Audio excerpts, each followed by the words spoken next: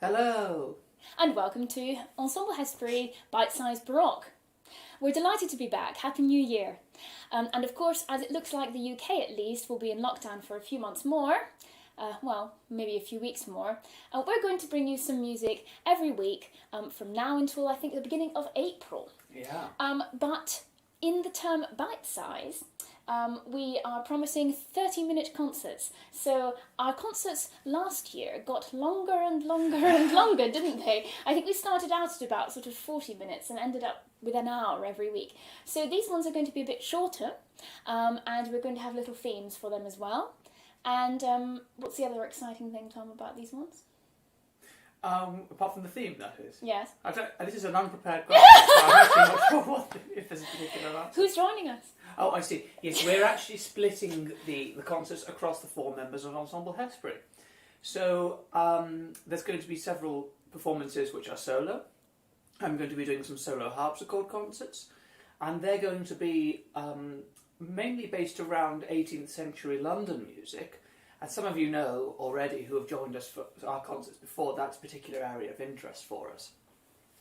And so I've found some new sonatas in the British Library, and I'm going to be playing those across the weeks and pairing them with lots of other music, some of the same sort of music that you're going to hear today. And then we've also got Florence presenting a concert. That's going to have some Bach. And Magda's also going to be presenting some Bach. Yes, alongside a couple of other things. So that's going to be exciting. That's going to be wonderful. And so we're going to be at the same time. Sometimes, most of the time, we'll be live. But in terms of Magda and Florence, they will be pre-recorded, and we will schedule it to appear on YouTube at 1 o'clock. So you'll have a bit of a mix of live and pre-recorded concerts. So we hope you enjoy them. Okay, so our first piece today is by the Italian composer Bocchi. You can be forgiven if you didn't ever hear of Lorenzo Bocchi. He's a little-known composer whom I heard about. Well, I knew about him sort of in the back of my mind for a while, but he was brought to light when I was at a conference recently, and a fantastic violinist I know, Aaron McGregor, he performed some of Bocchi's music. He actually spent a long time in Scotland and worked in Edinburgh, but a couple of years, maybe 20 years before Barzanti, our other famous Italian composer who lived in Scotland. And he was very influential. So he really brought the Italian style to Scotland and probably was one of the first to do that, ahead of people such as Barzanti and other Scots and Italians who experimented mixing Scottish and Italian styles. So this sonata is for the recorder, and it's from his Musical Entertainment for a Chamber in Dublin. So he published it in Dublin in 1724 or 1725, round about then.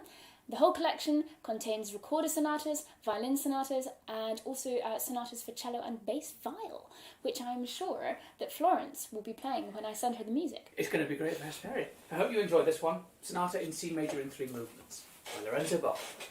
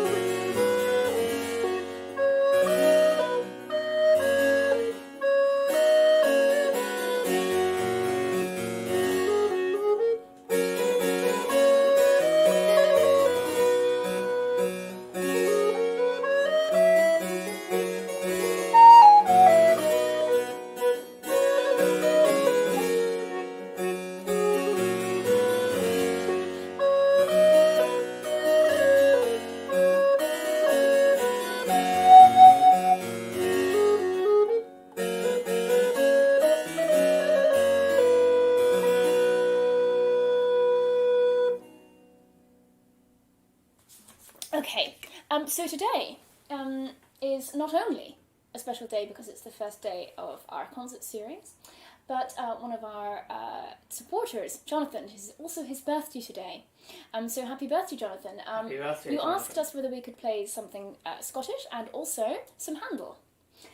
So perhaps, Tom, while I drink water, would you be able to introduce that Handel? Yes, this is one of the Handel recorder sonatas. I think many recorder players amongst you will recognise this, but it's not actually part of the original set of recorder sonatas. It's from the so-called Fitzwilliam sonatas. And they're called the Fitzwilliam sonatas because Thurston Dart, that wonderful pioneer of early music, basically called them that because of that's where the manuscript where these pieces are. In Cambridge. From the Fitzwilliam Museum in Cambridge. They date from 1724, 5 or 6, that sort of period. We're not exactly sure of when they come from. It's a 3-movement sonata, very joyful, and it's basically a corrente, or a triple time dance to start with, a jig to finish with, and a slow movement in G minor in the middle. I've been thinking a lot about continuo playing recently, and I would love to hear from some of you who also play these pieces, or accompany them. They're very difficult for the... Not so much for me. To me, they present a lot of challenges for the continuo player in terms of how thick the chords are you play, which notes you double, and they're also quite virtuosic in terms of how the bass is. Yes, I think Handel had himself in mind when composing these. And also possibly with a string bass. Exactly. Yeah. The eagle-eared amongst you might notice that though this recorder I'm playing today looks like my recorder, I mean it is also my recorder, my normal alto is actually on holiday, or rather it has been sent for repair to France. Nothing seriously wrong with it, but it just needed a couple of tweaks before we record our first CD. So I am playing on one of my old instruments today, so see what you think. It's very odd for me to be playing it on it again. It's a very different kind of instrument.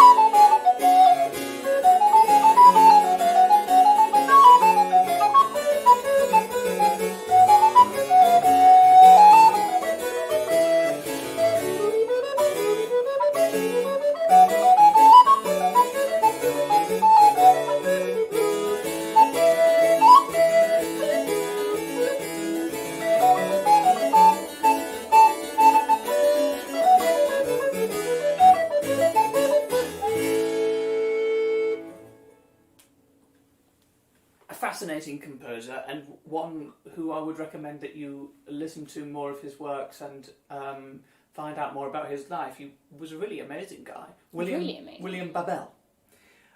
He was a London composer, of course, and his father was actually a bassoonist in the Drury Lane Theatre, and that's how he learned his trade. And Babel learnt with Pepusch and possibly also knew Handel. It's not entirely sure, but I think it's very unlikely he didn't, being in London. He was the organist of a church called All Hallows Bread Street, right next to St Paul's Cathedral. Sadly, no longer there, that particular church. And he was succeeded by John Stanley there. But what really makes his style amazing, and what he earned a reputation for, was his virtuosic harpsichord playing. And we have a huge number of arias and overtures from Handel operas arranged for solo harpsichord by him. But in these, he put the most extraordinary number of ornaments and ornamental gestures around the notes, possibly giving us an indication as to the sort of ornamentation that Handel himself might have played when he was playing an aria, because of course he would have been rehearsing with singers playing. It gives us an idea about some of the sort of very extravagant things that were going on at that time. But he earned a reputation for this. Now the interesting thing is, some people thought he was wonderful for this, some people thought he was not so great for this. Walsh published a lot of his pieces. In fact, we're going to be playing a sonata from the Walsh edition. And Walsh described when Babel died, he said, as his late loved friend, and remarked that when the world is so unfortunate as to lose an esteemed author, the only consolation we have is the enjoyment of his works. And then he basically asked people to send him works of Babel's that they might have had, so that he could then publish them as a way of sort of preserving his memory and as a memorial. But unfortunately, not everyone was his fan. And two music historians seem to have commented quite negatively on him, Hawkins and Charles Burney. And Burney said that these arrangements of the sort of operas that were all sort of showy and virtuosic, they turned their noses up at them. And Burney described Babel as someone who at once gratifies idleness and vanity. But I really like his music. It's beautiful, it is virtuosic, but it's just so easy to listen to. So we're going to play a sonata in, I think, is it 3 movements again? It's in 3 movements. It is in 3 movements again, yeah. It's a slow and then 2 fasts. Okay, no repeats. Are we doing repeats? No.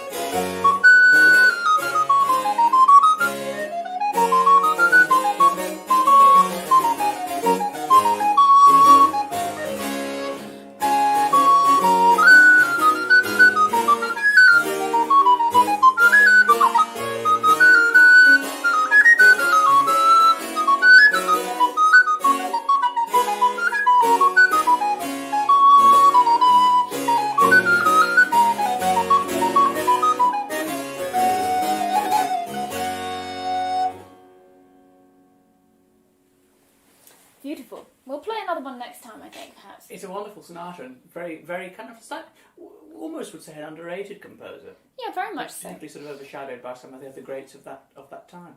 Well, there we are. Thank you so much for joining us. And yes, it's been a bit of a bumpy start, hasn't it? But hopefully our tech will be resolved next time, and we won't have any emergency I won't have any dentist appointments when we were going to rehearse this morning, and I won't have a coughing fit.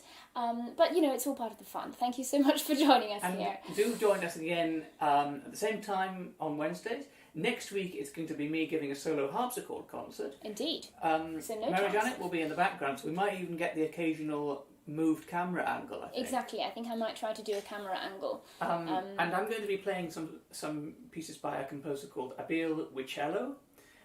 He's a London organist, same period as William Babel. Wrote some wonderful music. I'm going to be pairing it with Purcell and with Francis Pigott. For more information about those wonderful composers, do join me again next week, 1 o'clock on Wednesdays for Bite Size Baroque. Stay in touch and stay well. Thank you. Bye-bye.